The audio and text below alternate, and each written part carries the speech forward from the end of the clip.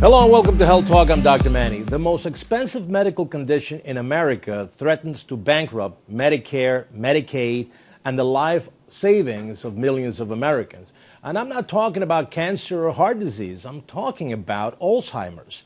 Dr. Rudolph Tanzi is a professor of neurology at Harvard Medical School who participated in the PBS's Alzheimer's Every Minute Count documentary. Now, he joins me today to talk about this issue.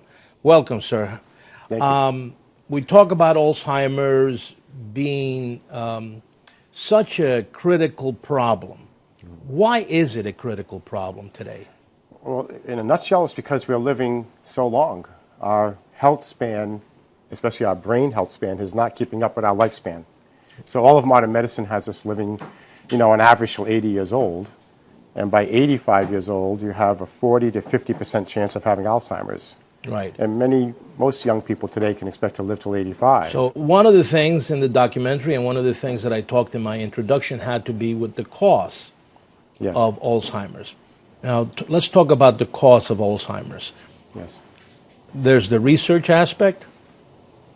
Well, the cost of the disease itself in the U.S. is $236 billion. Right. And that's only going to get higher. Now, when we talk about that $236 billion, are we talking about actually the care for patients with Alzheimer's? That's everything. That's cost for the government. That's the cost to the household. And that's also lost wages at businesses. I mean, Alzheimer's probably cost businesses alone with lost employment time $80 billion. So it hits every sector, from the family, of course, and plus the burden on the family, the caregiver, taking care of their loved one who they're losing in front of their eyes. And then the government costs, assisted living, you just tally it all up, it's about $236 billion. So if we look at some of the, let's say Medicaid and Medicare, especially Medicare, which basically is the insurance for most Americans over the age of 65, how could theoretically this problem bankrupt Medicare? Well, right now, as we say in the film, in Alzheimer's disease, every minute counts, $1 in $5 of Medicare and Medicaid currently goes to cover Alzheimer's, 1 in 5.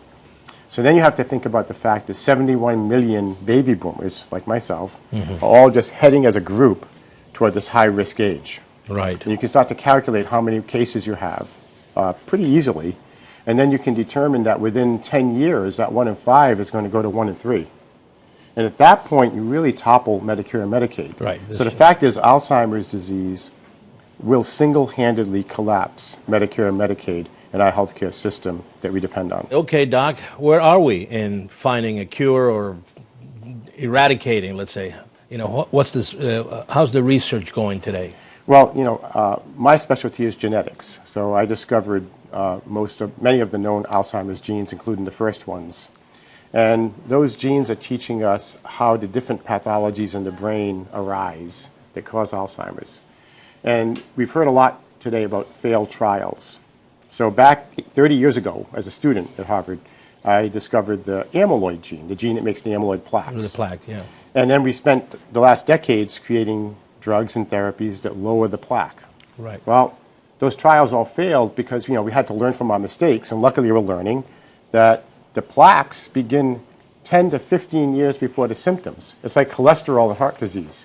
So if you have someone with full-blown Alzheimer's disease and you give them a drug that lowers those plaques, it's like having someone who just had a heart attack and you say, oh, just take a statin, just take some Lipitor. You had to do that 10 years ago. Right. So now we know that if you're going to hit the initiator of the disease, the plaques, you have to do that before symptoms. Right. And we take for granted the fact that we don't diagnose Alzheimer's disease until you have symptoms. Right. Imagine if you did that in cancer. Right. Imagine if we waited till you had organ failure or a 2-inch tumor and say, okay, now you have cancer. We're going to treat you. Or heart disease, you wait till somebody has a heart attack. Right. So Alzheimer's is unique in that we treat after the brain's already degenerated to the point of dementia. And that's really not optimal. What could patients do, or what can people do, knowing that they might be in a high-risk pool or something, or they are reaching an age where this might be a problem?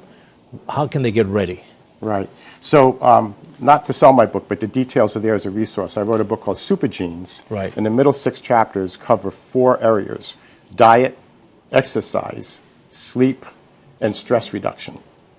And very simply, diet, Mediterranean diet. Sleep, if you're over 40, you have to get 7 to 8 hours of night. Religiously, no excuses. Right. Exercise, if you have a device, 8,000 to 10,000 steps per day, or a brisk walk every day for an hour. Right. And stress reduction, manage your expectations of yourself and others, especially with social media, so much pressure. Right. And take on a meditation practice.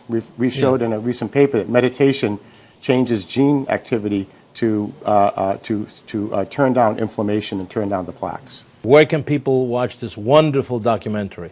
Well, it's still being shown on PBS, so you can check local listings, or just go to pbs.org and look up the film Alzheimer's Disease. Every minute counts. It's a fantastic film. All right. Well, thank you so much. Great work, and thank you again. You're welcome. And if you have a health question, tweet me at Dr. Manny on Fox. Until next time, I'm Dr. Manny.